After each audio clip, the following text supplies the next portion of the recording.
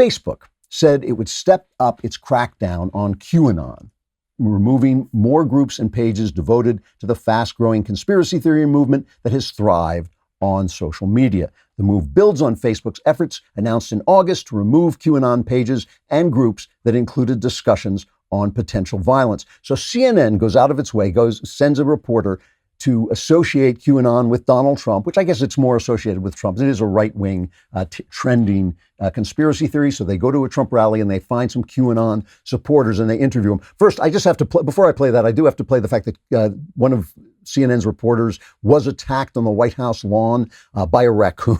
By a raccoon. What's his name? Joe John, something like that. I've never seen this guy before, but he fights off the raccoon. I just want to play that. What? Get! There he is. Ah! Now, no events on the president's schedule today, and important to say, the White House, yeah, especially from the damn frickin' raccoons, man. You ever root for the raccoon? I don't know Joe Johns from Adam, but if he works for CNN, I'm rooting for the raccoon. All right, so here's CNN reporting on QAnon, and you'll just notice the reporter basically tells you what QAnon is in this picture and then only gives the guy a little chance to respond. Here he goes. The FBI has said that it's a dangerous conspiracy that could inspire domestic terrorism. How would you describe it? I would say absolutely not. I would describe it as a global awakening. Can you believe some of QAnon and not all of it? Yes. Yeah. So what for you is the stuff with QAnon that you don't believe? There's a whole lot of different rabbit holes it goes down, but yeah, the backbone of it is just patriots from all over the world.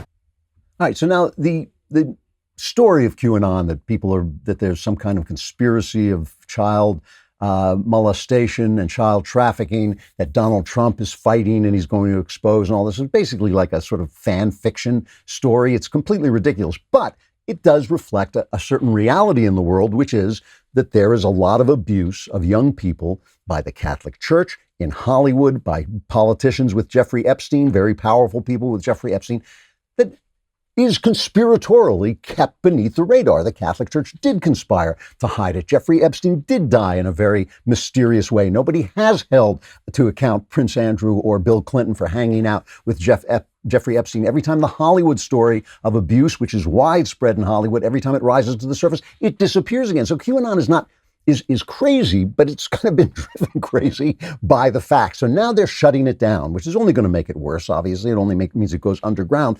But something else is happening at the same time. The Democrats in the House declared that America's biggest technology companies have leveraged their dominance to stamp out competition and stifle innovation. This is a Democrat-led House panel, said Congress should consider forcing the tech giants to separate their dominant online platforms from other business lines. In other words, to break up their monopoly. Now, the polls right now are looking very, very good for the Democrats and for Trump to lose the election. That's what these social media companies are looking at.